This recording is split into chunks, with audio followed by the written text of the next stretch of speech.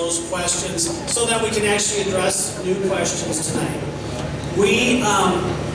A number of questions fell into certain categories. So what we did is we did our best to organize the questions into sort of broader categories so we could kind of work through and get to as much as we could tonight. We're going to be posting up answers to these questions on our website, not just over the next few weeks, but over the life of the project as the communities that we visit have more and new questions. So the website is a great place to go for that resource. So with that, I'm going to turn it over to Katie, who has kind of led the way in organizing these questions, and she's going to lead the panel through the answers. And thank you very much. Here.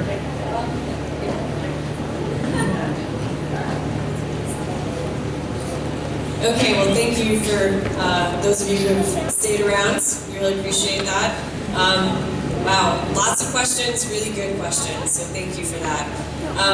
As Bruce said, we tried to kind of organize these into groups, and I can assure you one of my primary responsibilities for this project is making sure that every single one of these questions is going to get answered either tonight or when we put it on our FAQs on the website, so we will make sure that they get answered.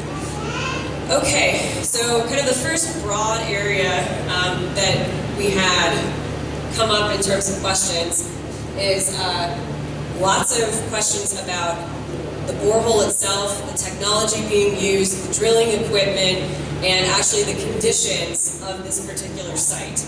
So one of the things I'm actually going to, where's Dave? There it is.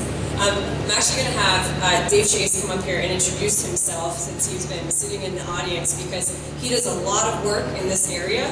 And I want him to introduce himself so you guys know who he is, what he does in this area. And then there's going to be about 3 people answering all of those questions about the geology and the borehole itself. My name is David Chase, and I've been in New Mexico since 1990. I came here to go to grad school at New Mexico Tech. I'm a former Sandia National Labs employee, and in 2008 I left Sandia and started a very small environmental consulting firm called Hydro Resolutions. We do lots and lots and lots of work on nuclear repository programs all over the world. I personally, as a Sandian and as a private contractor, have been tromping around in the salt basin since 2002 doing characterization work all throughout the southern salt basin. So I do have a little bit of knowledge firsthand about wells, well completions in the salt basin, stuff that's worked, stuff that hasn't worked. I have some knowledge of nuclear repository programs and what has been done other places. I've worked in Canada, Taiwan, Switzerland, Sweden, UK, France, South Korea, Japan, Australia. Yeah, so I've been around a little bit on nuclear repository programs. So give me the first question that we want to address. Lots of questions about how you're going to install casing, what's going to happen. There's lots of questions about the actual geology in this particular area and how it might compare to Carlsbad area. Okay. So based on my knowledge of the geology and hydrology on the Duggar property, it's different than Carlsbad. Somebody was mentioning the Capitan Reef. I don't think we're going to go through the Capitan Reef. This is a bedded Permian limestone at the top. At surface, it's generally, on Greg's property, it's San Andres, and then there's Yeso underneath that, and there's the Waco underneath that, and then there's the Abo, and I'm not sure where we go from there. But there's thousands of feet of Permian limestone. And yes, the San Andres is challenging to drill through. There are karst features and fractures in the San Andres, and I expect that some of those fractures would be present in the Yeso as well. But in 2010, in the the salt basin, there were at least 220 documented, recorded water wells on the state engineer's webpage in the salt basin. And there's probably another 100 that I'm aware of that are not documented, that are successfully drilled water wells. Some of them date back, well, I know one for sure dates back to 1904. In its case, it's drilled down to about 900 feet, and it was drilled with, or cased with steel that was probably not the best. It was just something that somebody had. And it's competent all the way top to bottom. I've done borehole video of it. And so lots of these wells have been around for 50 to 100 years and are still functional wells, still competent wells. Casing integrity is good. The seal between the casing and the borehole wall probably doesn't exist because regulatory requirements didn't state that it had to exist for a water well. Same token, there's probably in the salt basin that I'm aware of, there's probably 25 oil and gas wells that have been drilled, and down to depths in excess of 5,000 feet. A lot of them hit the top of the basement rock, and some of them did experience challenging lost circulation like you were talking about, but they completed wells. And they were able to plug them back to meet standards. Okay, that's oil and gas drilling. This is not oil and gas drilling. This project is not about making whole. This is about collecting data. And so the utmost scrutiny will be placed on how we complete the hole and what goes in the hole during the drilling process. Now, this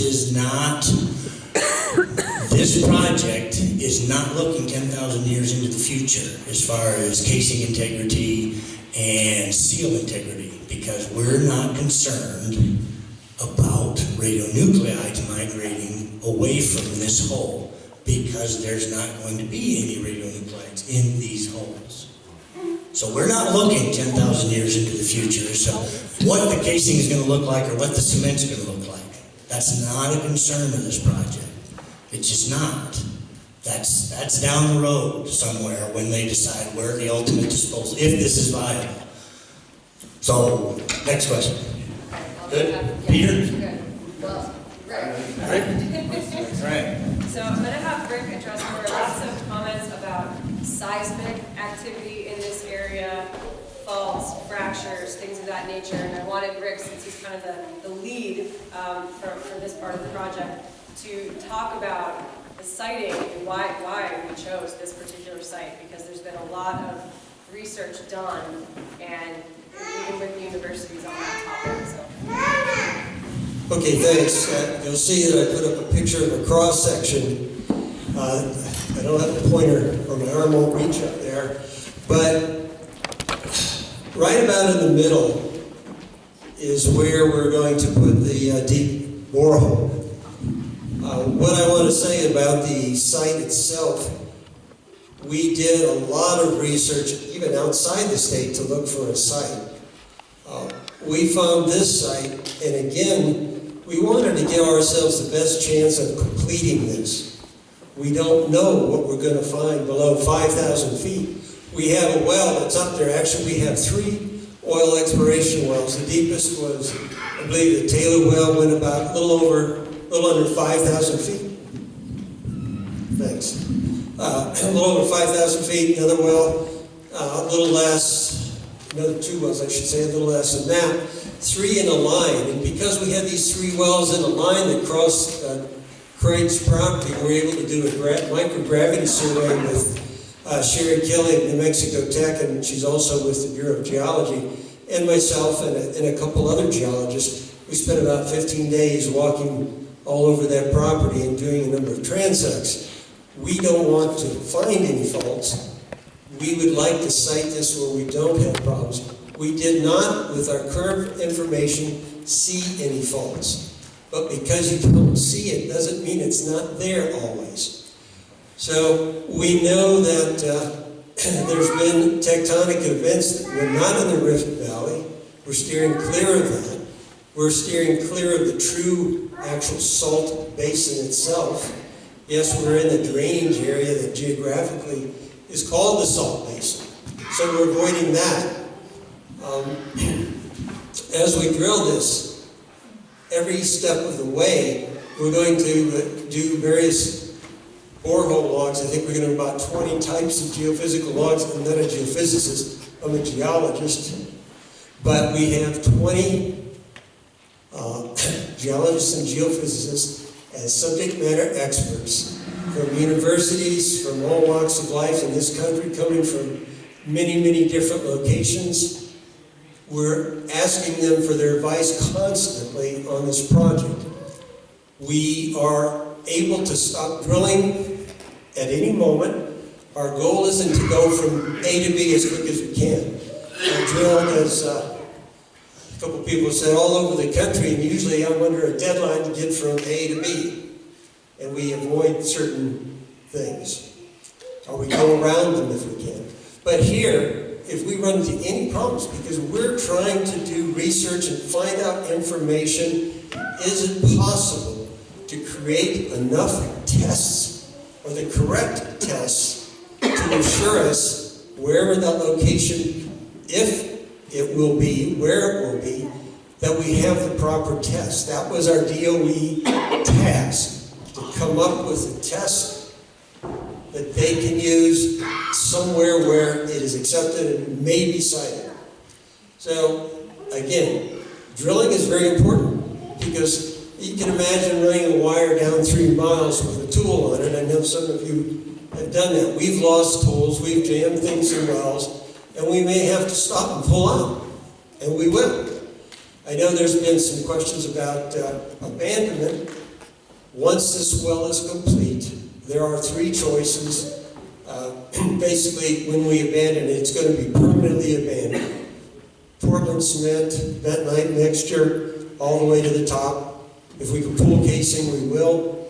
I doubt if we'll be able to pull that casing, but it will be permanently abandoned. If it is a choice, the universities, New Mexico State, New Mexico Tech, and University of New Mexico, have the possibility of securing not the large diameter well, but this small well. At the bottom it's 8.5 inches. We start at 8.5 inches in the open borehole, about 2 kilometers below the surface. As a research project, it will become a national, international research project for running different tests. Not dealing with nuclear, we're dealing mostly with academic projects. So that's the second choice we have. Totally abandon it or donate it to the universities through some cooperative effort. I'm going to stop right there. All right. Thanks, Rick.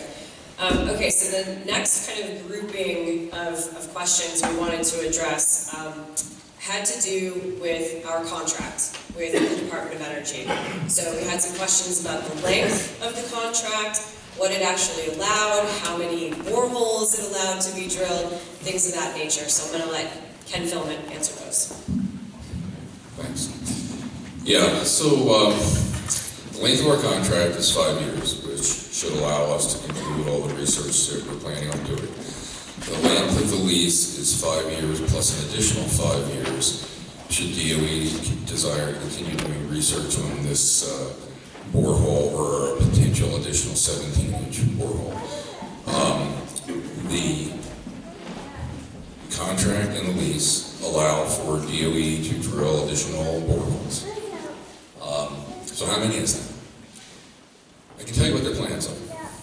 Their plans are to drill this characterization borehole, and then if that is satisfactory, to drill a 17-inch borehole. That will satisfy all the research requirements.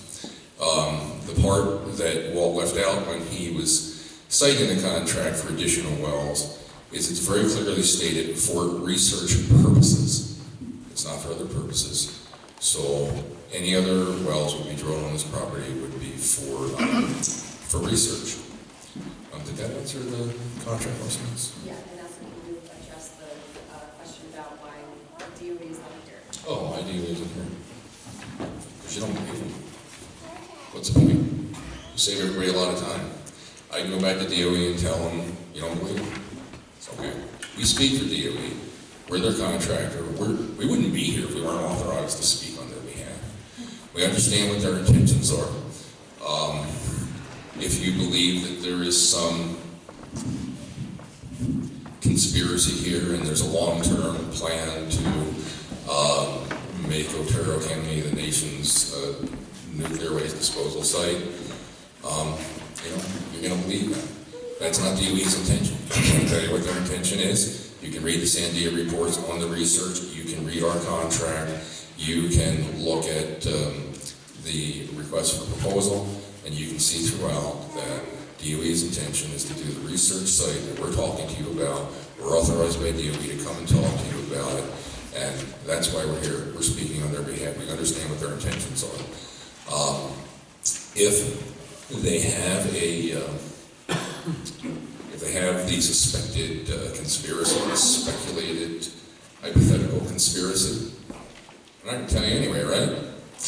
So there's just no point in having them here. There are also questions about how long Terranir PMC has been in business and their performance record and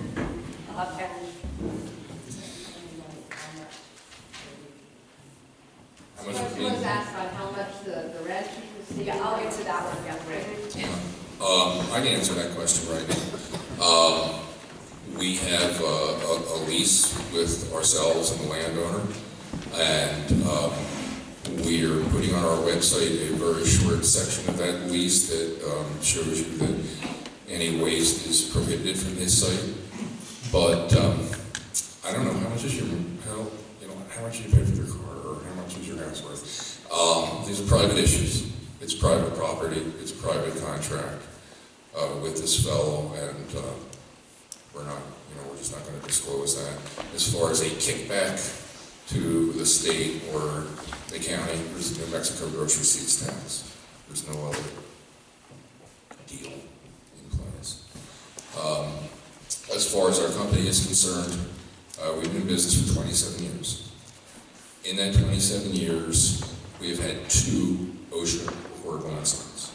27 years, working at some of the highest hazard radioactive and explosive sites in the country. 2 OSHA Accord 1s. And we're not sweeping anything under the rug. We're a small company. What keeps me awake at night is the safety of our employees. Right? I want everybody to come home at night the same way they came in the morning. I want everybody to be safe. That's what keeps me awake. We have an extraordinary health and safety person. We have invested a tremendous amount for the size of our company. Our health and safety person stands up against Bechtel, Ecom, CH2, anybody else in terms of the quality and his ability to keep our people safe. So, any other questions? No. Thanks. Sorry about that. Thank you, Ken. So there are lots of questions about public acceptance and support and the consent-based siting process. And I think you heard Dr. Lyons and Dr. Chu walk through what would happen sometime in the future anywhere in terms of a disposal facility. But there was also, it was implied that you have now entered somehow, if you consent or show support for this project, that you are now in the consent-based siting process. And that is not the case. They're very different things. And so I wanted Dr. Lyons and Dr. Chu to come up and kind of explain those very subtle differences to you. Well, honestly, Katie just said it very, very well. A consent-based process is what will be used for nuclear waste. There is no nuclear waste in this program. We're not in a consent-based program. There's no program now that requires consent basing, and there's nothing that, and discussions now cannot carry over to a future program involving nuclear waste. If nuclear waste is involved, that will be the start of the consent-based process that I tried to describe. Consent-basing gives you folks the power to stop a program if it were ever proposed to come here. It's going to require local support, it's going to require state support. There were some hints here that, well, maybe you don't like what Santa Fe will do. Well, this program is going to go on for a long time. And you're going to have multiple elections, both for,